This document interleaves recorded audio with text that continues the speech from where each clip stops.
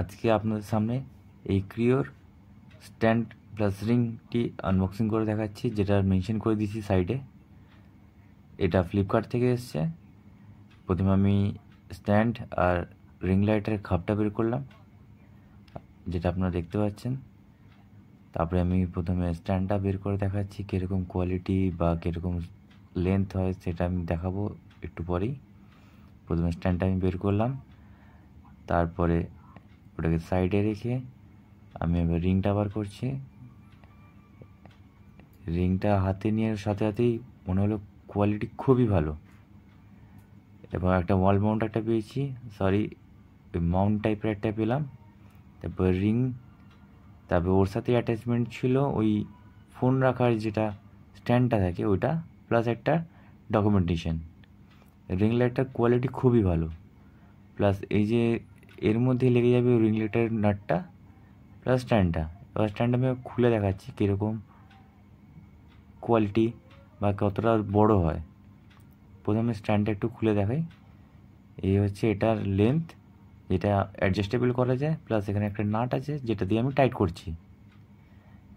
এই হচ্ছে ম্যানুয়াল, যেটা আপনি পুশ করেও দেখতে পারেন।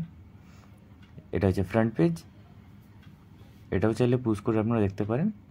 এটা হচ্ছে ওই ওয়াল মাউন্টের নটটা, যেটা স্ট্যান্ডের উপর লেগে যায়, প্লাস ওর উপরেই আপনার রিং লাইটটা লেগে যাবে। তার সাথে সাথে অ্যাটাচমেন্ট আপনার ফোন হোল্ডার আছেই। আর ফোন হোল্ডারের যে মাথাটা আছে ওটা রোটেটেবল, প্লাস এরকম বেঁকানো যায়, যেটা আমি এখানে বেঁকিয়ে দেখালাম। এবার এটা সাইডে রেখে আমি ট্রাইপডটা খুলে দেখাই যে এটা কতটা বড় লেন্থ হয়। যেহেতু আমার ফ্রেমটা একটু ছোট আছে এর মধ্যে, তো আমি এটাকে খুলে সাইড ওয়াইজে আমি করে দেখাচ্ছি। এক এক করে স্টেপ বাই স্টেপ করলাম। এটাতে 5খানা লগিং আছে, যেহেতু এটা 7.5 ফিটের, তো এক একটা ছোট্ট ছোট্ট করে পার্টে আমি এটা খুলে ওটাকে লক করছি। এবার সাইড ওয়াইজে আমি দেখিয়ে দিলাম যে এটা কতটা লম্বা। এরপরে আমি আবার নামিয়ে দিলাম এটাকে, যেহেতু অনেকটাই বড় হয়ে গেছিলো, সেই জন্য এটাকে নামিয়ে আমি ছোটো করে দিলাম আমার এই ভিডিও বানানোর সুবিধার জন্য।